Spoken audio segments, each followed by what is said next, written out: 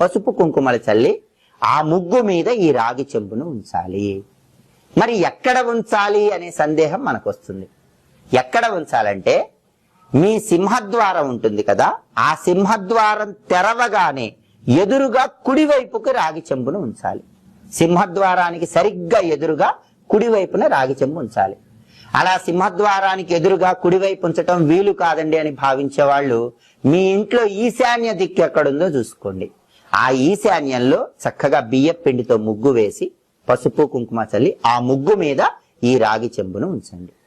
ఆ రాగి చెంబులో చక్కగా పసుపు కుంకుమ గంధం వేసినటువంటి నీళ్లు, సుగంధ ద్రవ్యాలు వేసినటువంటి నీళ్లు రాగి చెంబులో ఉన్నాయి. ఆ రాగి చెంబుని మీ ఇంట్లో ఈశాన్యంలో ముగ్గు వేసి ఉంచండి. ఎప్పుడు ఉంచాలి? సోమవారం సాయంకాలం పూట ఉంచాలి. మంగళ బుధవారాలు అలానే ఉంచి మళ్ళీ గురువారం తీయండి.